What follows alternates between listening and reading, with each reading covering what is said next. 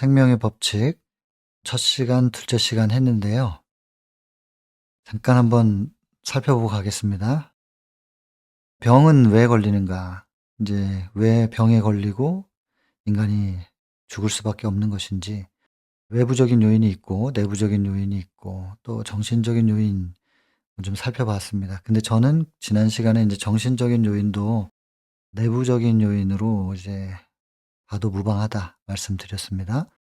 그래서 뭐 이런 감염이라든지 환경, 사고 이런 것으로 인간이 질병에 걸리기도 하고 또 고통당하기도 하고 그렇습니다. 내부적인 요인, 술, 담배 뭐 이런 것들이 외부에서 들어온 거니까 그런 거라고 생각할 수 있지만, 이것을 하기로 선택한 것은 내가 했기 때문에 이것을 저는 내부적인 요인으로 분류를 좀 해 봤습니다. 그리고 영양의 문제가 있고 또 대사, 뭐 퇴행성, 그다음에 인제 뭐 종양들이 내 속에서 생긴 것들도 그렇고 정신적인 거, 그다음 면역 체계에 문제가 생겼을 때 또 유전적인 부분, 지난 시간에 이렇게 좀 분류를 해 봤고요. 그렇다면 어떻게 우리가 이 질병으로부터 벗어날 수 있을까? 사실은 인제 질병으로 벗어나는 것만이 다는 아니거든요. 질병으로 벗어나고 삶의 질이 좀 향상이 되고 수명이 연장이 되고, 이 하나님께서 우리에게 주신 건강 기별은 거기에만 국한되어 있지는 않습니다. 그 이상의 것이 있는데 대부분 이제 이 땅의 삶에 대해서 관심이 많다 보니까 병 낫는 거, 또 오래 사는 거 이런 쪽에 집중을 하게 되는데, 모르겠어요. 이번 주 동안에 그 이상의 것에 대해서도 얘기할 만한 시간이 될지는. 하여튼 하나님께서 우리에게 주신 것은 그것만을 위해서 주신 것은 아닙니다. 어쨌든 그러나 우리가 병에 걸리고 고통당하는 가운데서 이것에서 벗어나기를 원하는 그런 시도들을 할 때 '왜 내가 이렇게 고통을 당하지? 왜 이렇게 질병에 걸리는 거지?' 라고 인제 생각을 하면서 점점점 진리와 가까워지는 그런 계기가 될 수는 있겠죠. 그래서 지난 시간에 우리가 이걸 공부를 좀 한번 해 보자. 왜 우리가 이런 삶을 살 수밖에 없는지에 대해서 공부해 보자. 그런 제안을 좀 드렸습니다. 이 공부라고 하는 말을 인제 한자로는 요렇게 쓰는데, 근데 이게 참 의미가 있구나 싶어요. 이 한자를 한국에서만 쓰는데 이게 하늘이고 땅이고, 하늘과 땅 사이의 이치를 깨닫는 것이 공부의 시작이다. 그리고 그 이치는 누가 하늘과 땅을 다시 연결시키는가? 원래는 하나였는데 그게 이제 분리가 된 거죠. 죄 때문에 하늘과 땅이 분리가 된 건데 이것을 누가 다시 연결시키느냐? 인자죠. 여기 사람인. 하늘과 땅의 사람. 그래서 인자, 뭐 지난 시간에 말씀드렸습니다.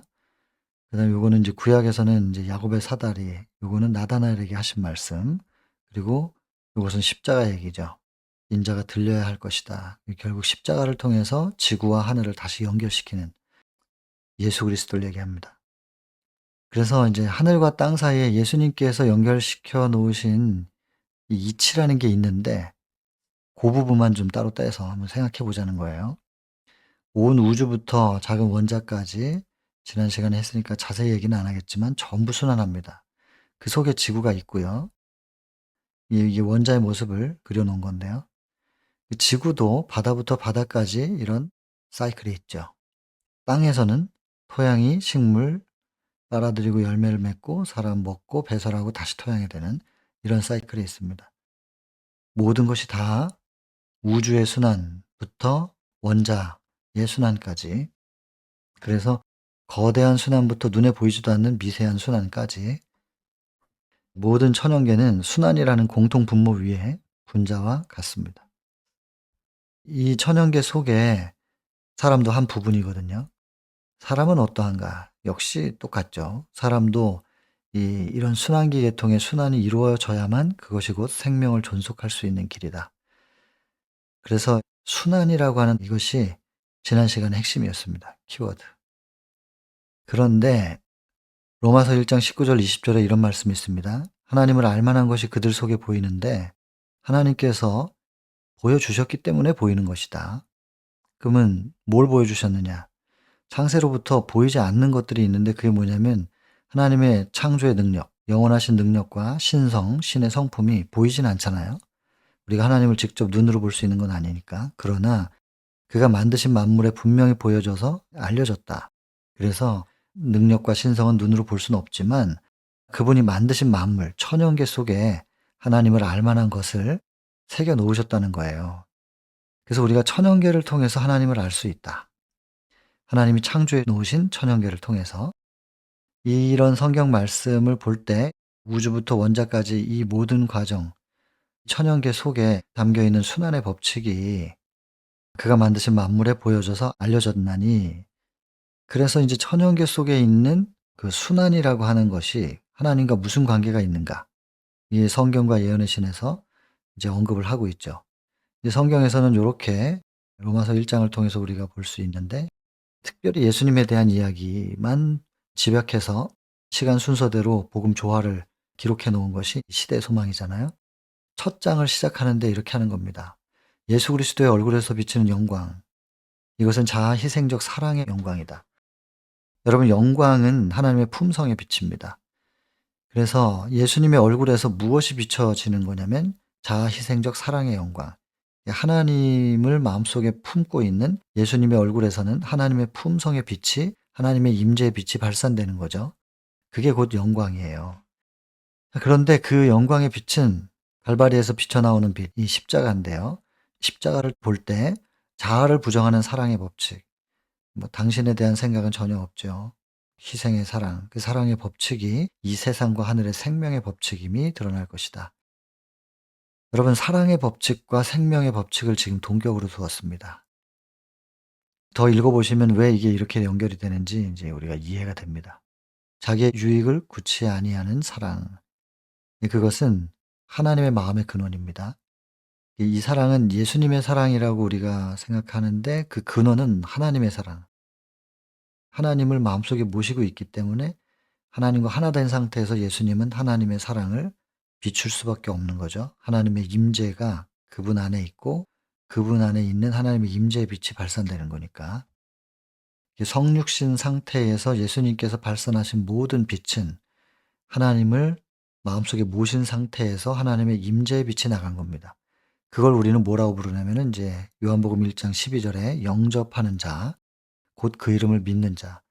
우리는 그걸 믿음이라고 부르는 겁니다. 하나님을 영접했기 때문에 하나님의 임재가 그분 안에 계시고 그분 안에 계신 하나님의 임재의 빛이 발산되는 것입니다. 그러니까 하나님을 영접한 상태, 그걸 우리는 믿음이라고 하죠. 성경적으로 요한복음 1장 12절에. 그래서 예수님은 철저하게 하나님을 믿는 믿음으로 영접하여서 하나님과 하나 된 상태였고, 그런 상태에서 예수님으로부터 모든 하나님의 임재의 빛이 발산돼서 사랑하시고 다 치료하시고 그 사역을 하신 것이죠. 믿음으로 말미암아. 우리에게 지금 무슨 모본을 보이시냐면 믿으면 돼라고 하는 거예요. 믿음의 모본. 의의 모본은 우리 안에 영접된 하나님께서 이루시는 부분이에요. 성령의 열매도 다 하나님께서 이루시는 거고, 우리는 그 하나님을 영접하는 것, 믿어드리는 것, 그리고 그분을 꼭 붙잡고 있는 것. 왜냐하면 사단이 또 우리 마음속에 밀고 들어오거든요. 그렇게 사단이 자리를 잡지 못하도록 우리가 하나님의 임재를 꼭 붙잡고 있는 것. 그게 믿음이죠. 그 믿었더니 우리 안에서 그분들이 무슨 일을 이루어내시는가. 그 의의 열매들을 이루어낼 텐데, 그거는 그렇게 이루어지는 것을 보고 경험하는 겁니다. 우리가 의를 만들어내는 것이 아니라, 그래서 믿음으로 말미암아 의가 그렇게 이루어지는 거죠. 그게 구원이에요. 궁극적으로 믿음으로 말미암는 의는 우리에게 영원한 생명을 주는. 근데 이제 그것이 우리 몸에도 적용을 시키면 이 땅에서의 생명도 생명적으로 활기찰 수 있는 거고 병도 나을 수 있는, 이 원리가 다 똑같습니다. 그래서 아무라도 가까이 가지 못하죠. 하나님께 가까이 가면 다 소멸하니까. 하나님의 빛과 어두움은 공존할 수가 없으니까, 죄와 의가 공존할 수 없기 때문에. 그래서 하나님께서 우리가 소멸되지 않게 하시려고 육신을 준비하시고 그 속에서 당신의 빛을 가리고 오신 거죠. 그래서 우리가 가까이 가지는 못하지만 하나님의 품성은 그리스도를 통해서 나타나고 우리는 알 수 있다, 그 말입니다.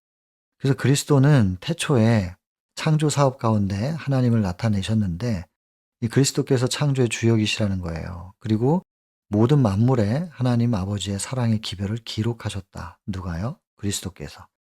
그래서 그리스도께서, 그분이 말씀이잖아요. 요한복음 1장 1절에 태초에 말씀이 계시니라 했고 그 말씀이 하나님과 함께 계신다 했고 그 하나님과 함께 계신 말씀이 곧 하나님이다. 그리고 3 절에 보면은 그 말씀 하나님으로 말미암지 않고 지어진 것이 하나도 없다. 그래서 말씀 하나님이 창조주다 하는 건데 그 말씀이 14 절에 보면 육신이 되어 이 땅에 오셨다 그랬잖아요. 그래서 육신으로 오신 예수님은 말씀 하나님, 말씀 하나님은 창조의 주역인 거예요. 그래서 그 예수께서 온 만물을 창조하실 때 하나님 아버지의 사랑을 예수께서 창조하신 이 천연계 속에 다 기록을 하셨다는 거죠, 기록. 그러니까 여기서 지금 그가 만드신 만물에 분명히 보여 알려졌다. 그래서 우리가 천연계를 살피면 예수께서 그 천연계를 창조하실 때 기록해 놓으신 하나님을 발견할 수 있는 것입니다.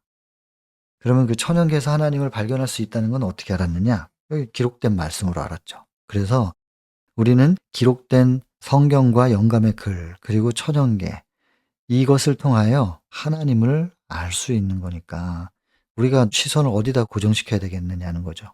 기록된 성경과 또 영감의 글과 천연계. 우리 아이들에게도 그렇게 관심을 갖도록 가르치면 어릴 때부터 하나님을 알아갈 거예요. 그리고 우린 기도하는 거죠. 부모로서 요한복음 14장 26절을 의지하면서 기도합니다. 보혜사 성령이 임하시면 모든 것을 가르쳐 주실 것이다. 그러니까 교과서는 있어요. 성경, 예언의 신, 천연계 교과서가 있는데 그 교과서를 또 지도해 주는 선생님이 필요하잖아요. 그분이 성령이신 거죠. 그래서 모든 것을 가르쳐 주시고 생각나게 해 주신다. 또 15장 26절 요한복음 보면 그 말씀 속에서 예수 그리스도를 증거해 주신다. 그리고 16장 13절에 보면 진리 가운데로 인도해 주신다.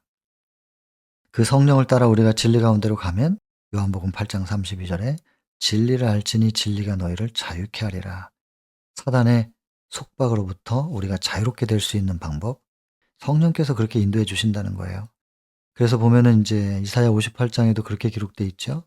나의 기뻐하는 금식이 무엇이냐면 하면서 6절에 내가 기뻐하는 금식 혹은 그 경배, 그 뭐냐면 흉악의 결박을 풀어주고 멍에의 줄을 끌어주고 압제당하는 자에게 자유케 하고 그리고 모든 멍에를 꺾어버리는 사단의 족쇄로부터 벗어나서 하나님과의 새로운 관계를 맺게 하는, 이렇게까지 끌고 가시는 거예요, 성령께서.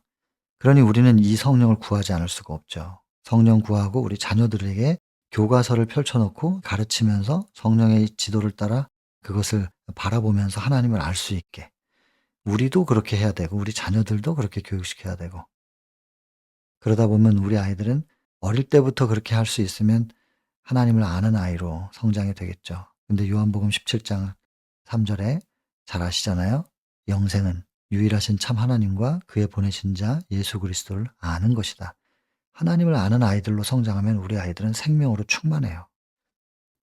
어린아이들은 워낙에 생명이 활성화되어 있는 상태니까 더 그렇게 생명적으로 유지가 될 수 있겠지만 이걸 좀 몰라 가지고 병들어 있었던 분들이라 할지라도 이 원리를 이해하면 다시 생명이 솟아오르거든요. 병이 낫는 원리가 여기에 있는 것입니다.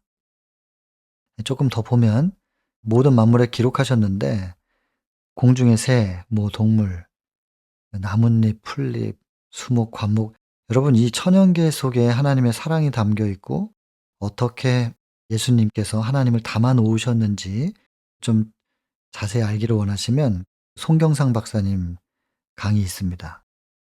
이 천연계 속에 담겨 있는 하나님의 사랑, 창조주 하나님을 어떻게 바라보면 좋은가? 그분 강의에 아주 잘 되어 있으니까 참고하시면 좋겠습니다. 근데 그분 강의의 핵심이 무엇이냐? 결국엔 사랑입니다. 그래서 천연계를 바라보는 사람은 이기적일 수가 없다고 그분은 말씀하시더라고요. 근데 인간만, 여기 보시면 인간만 이기적이에요. 죄가 이 모든 걸 망쳐놔 가지고 사단이 인간 속에 사단의 본성을 뿌렸죠. 본성의 씨를. 그래서 우리 인간의 본성이 더럽혀져 가지고 인간만 이기적이죠.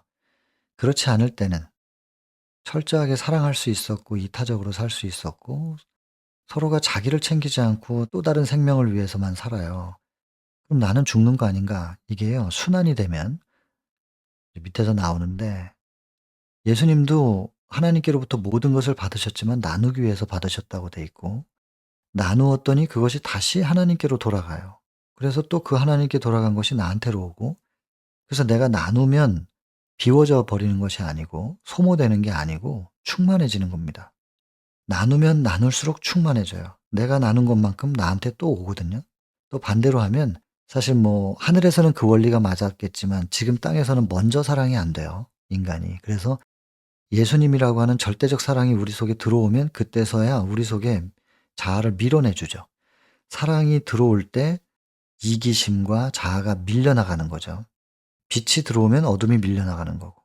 내 속에 어둠이 있다? 내가 빛을 영접하지 않은 거예요. 빛을 향하여 마음을 열면 빛과 어둠이 공존할 수 없기 때문에 어둠은 그냥 밀려나가는 거거든요. 그런 식으로. 그래서 일단은 뭐 하늘에서부터 그 엄청난 사랑이 지구까지 떨어졌잖아요. 폭포수가 떨어지듯이. 그 엄청난 낙차로 우리 속에 댐처럼 가득 쌓아 놓고 있었던, 나눠주지 않고 꼭 이제 나만 갖고 있겠다고 쌓아 놨던 댐이 그냥 확 터져 버리는 거죠, 그 엄청난 압력으로. 그러면서 내 자아가 밀려나가는 거예요. 그리고는 예수님으로 충만하게 되는. 우리는 나눈 것 같은데 우리가 충만하게 되는 거예요. 나눠주면 없어지고 소모되고 나는 비어지는 것 같은데 그게 아니고 나는 충만하게 되는. 그래서 복음 안에서는 나눔이 충만이에요. 심지어는 낮아지면 높아지는 거라 그랬고 형제를 위해서 자기 목숨을 버리면 그게 생명이라는 거예요. 이 세상은 그 이해를 못하죠. 세상 원리하고는 정반대니까. 내가 높아져야 되고 내가 살아야 되고 내가 자꾸 축적해 가지고 부자가 되는 거지 나누어지면 다 가난해지는 거 아니냐고. 그게 세상의 원리인데 그게 사단이 뒤집어 놔서 그렇게 된 거지 원래부터 그렇지가 않았거든요. 우리는 원래 자리로 돌아가야 됩니다. 그 원래 자리로 돌아가는 것은 사랑하면 나누면 충만해지는 겁니다. 나눔으로 충만해지는 생명의 법칙. 이게 시대의 소망 1장의 핵심인데요. 그런 하나님을 알라는 거죠. 자, 어쨌든 인간은 좀 이기적이에요. 그러나 하나님께서 창조하신 이 천연계는 이렇게 서로서로 공존해요. 봉사하면서. 나눔으로 같이 사는 거죠. 심지어 천사들도 그들의 존재 이유가 봉사래요. 그래서 모든 작은 이제 표상들, 이런 표상들이 있어요. 천연계와 천사들 통해서 하나님이 창조하신 천연계 가운데 또 천사들도 저렇게 봉사하고 사랑하니 저게 하나님의 모습이겠구나 이렇게 생각할 수 있지만 그나마도 영적인 안목이 퇴보해 가지고 잘 발견하지 못하니까 예수께서 직접 오셔서 보여주셨다는 거예요. 그러면서 오셔서 내가 스스로 아무것도 하지 아니하고 살아계신 아버지께서 나를 보내심에 내가 아버지로 인하여 살고 내 영광을 구하지 않는다. 그리고 나를 보내신 이의 영광을 구한다라고 하는 예수님의 심정의 표현을 보면서 지구만이 아니라 온 우주의 생명의 법칙이 되는 대원칙이 이 말씀 속에 제시되어 있다는 건데 그리스도께서는 만물을 하나님에게서 받으셨습니다. 그러나 그분은 나누어 주기 위해서 받으셨다는 거예요. 그래서 그 엄청난 사랑과 생명이 이 아들을 통하여 만물에게로 흘러가고 또 그 만물들은 거기에 대한 감사를 드리면 그것이 또 예수님의 이름을 통해서 다시 하나님께 돌아가는 이런 자해, 사랑 자자죠. 은혜해. 그래서 사랑과 은혜의 순환이 완전히 이루어지게 됩니다.